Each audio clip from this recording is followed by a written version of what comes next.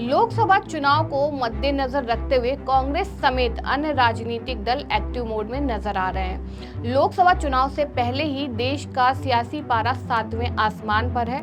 नेताओं की तरफ से तरह तरह की प्रतिक्रिया सामने आ रही है।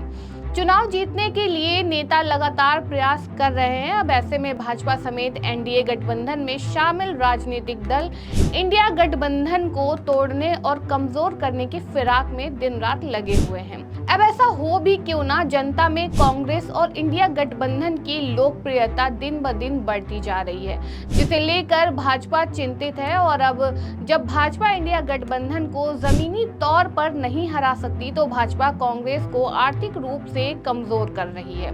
जी हां, भाजपा जांच एजेंसियों द्वारा कांग्रेस और तमाम विपक्षी पार्टियों को परेशान कर रही है। ऐसा हम इसलिए कह रहे हैं क्योंकि इनकम टैक्स द्वारा कांग्रेस को लगातार नोटिस दी जा रही है। यहां तक कि कांग्रेस के सभी खाते भी सीज कर दिए गए हैं। अब इसे लेकर कांग्रेस पार्टी में भारी आक्रोश है और इसका जमकर विरोध भी किया जा रहा है। न केवल दिल्ली में बल्कि राजस्थान में भी अब इसका विरोध हो रहा है। आपको बता दें कि आयकर विभाग द्वारा कांग्रेस पार्टी को 1823 करोड़ रुपए से ज्यादा का नोटिस जारी किया गया है। कांग्रेस ने आयकर विभाग द्वारा पार्टी के खाते में 135 करोड़ रुपए निकाले जाने का भी दावा किया है। इसको लेकर कांग्रेस ने देश भर में विरोध प्रदर्शन शुरू कर दिया है। केंद्रीय नेतृत्व के आह्वान पर राजस्थान में भी कई जगहों पर प्रदर्शन किया गया। कांग्रेस पार्टी को आयकर विभाग द्वारा दिए गए नोटिस के विरोध में भरतपुर में भी पार्टी कार्यकर्ताओं ने विरोध प्रदर्शन किया। इस दौरान कांग्रेस पदाधिकारियों और कार्यकर्ताओं ने भरतपुर में स्थित आयकर विभाग के कार्यालय के सामने गांधी पार्क मैदान में धरना प्रदर्शन किया। कांग्रेस कार्यकर्ताओं ने बीजेपी के खिलाफ जमकर नारेबाजी की। वहीं इस मौके पर कांग्रेस कार्यकर्ताओं ने संबोधित करते हुए भाजपा पर जमकर हमला बोला। उन्होंने कहा कि पार्टी के खाते में कांग्रेस कार्यकर्ताओं द्वारा दिया गया चंदा है। यह कांग्रेस कार्यकर्ताओं की सदस्यता की फीस का पैसा है। लोकसभा चुनाव को देखते हुए बीजेपी डर गई है। कांग्रेस नेताओं ने आरोप लगाया कि लोकसभा चुनाव में कांग्रेस को बढ़त मिल रही है, इसलिए कांग्रेस पार्टी को रोकने के लिए यह किया जा रहा है। बीजेपी चाहती है कि कांग्रेस पार्टी लोकसभा का चुनाव न लड़ सके, इसलिए पार्टी के खातों को फ्रीज कराया गया है। भरतपुर कांग्रेस जिला अध्यक्ष दिनेश सूपा ने बताया कि केंद्र और प्रदेश की कांग्रेस पार्टी के आह्वान पर यह धरना प्रदर्शन किया जा रहा है। आयकर विभाग ने कांग्रेस पार्टी को 18,23,008 करोड़ रुपए का नोटिस दिया है और कांग्रेस पार्टी के खाते से 135 करोड़ रुपए निकालकर सीज किया गया है। उसके विरोध में यह धरना प्रदर्शन है। साथ ही दिनेश सूपा ने कहा कि लोकसभा चुनाव सिर पर है, दूसरे देश भी इसका विरोध कर रहे हैं। बीजेपी डर गई है कि कहीं सत्ता न चली जाए। उन्होंने दावा किया कि लोकसभा चुनाव में कांग्रेस को बढ़त मिल रही है, इसलिए कांग्रेस को रोकने के लिए ये किया जा रहा है।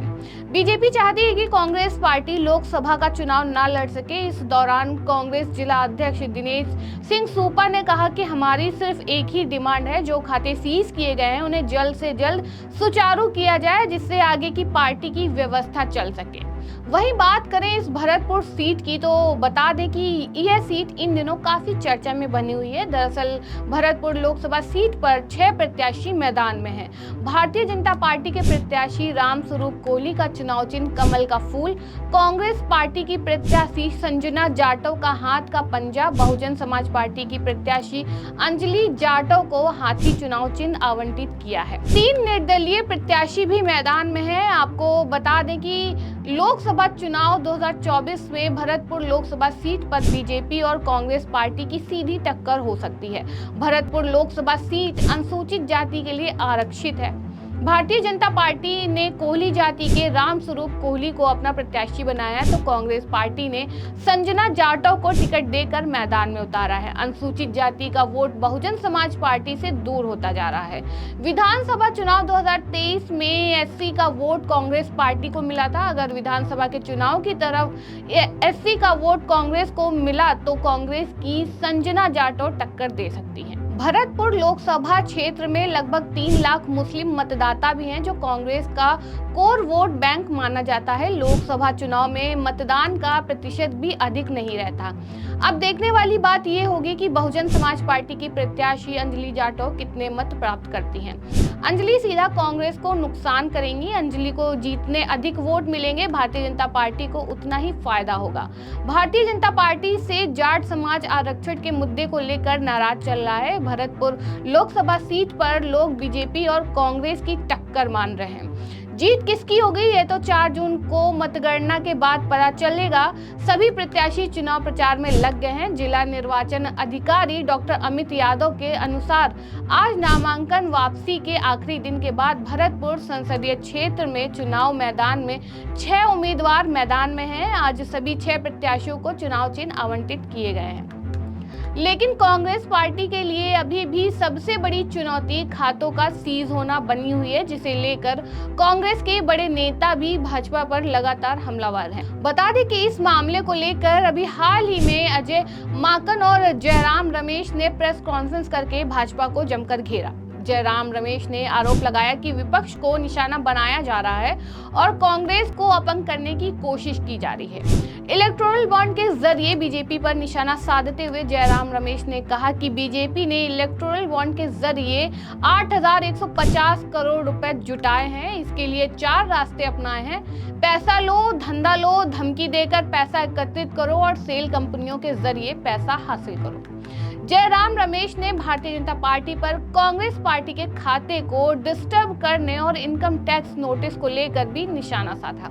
जयराम रमेश ने कहा कि बीजेपी ने टैक्स टेररिज्म किया है। साथ ही कांग्रेस नेता अजय माकन ने नोटिस की बात का खुलासा करते हुए कहा कि representation of peoples act 29C के तहत एक पार्टी को चुनाव आयोग को अपने अकाउंट का ब्यौरा देना होता है। अजय माकन ने कहा कांग्रेस को आयकर विभाग से 1,823 करोड़ रुपए के भुगतान का नोटिस मिला है।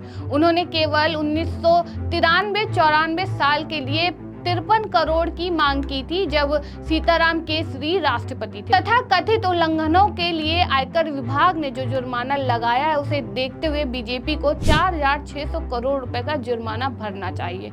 माकन ने कहा कांग्रेस पार्टी अगले सप्ताह की शुरुआत में इनकम टैक्स के इस नोटिस के खिलाफ सुप्रीम कोर्ट का रुख करेगी।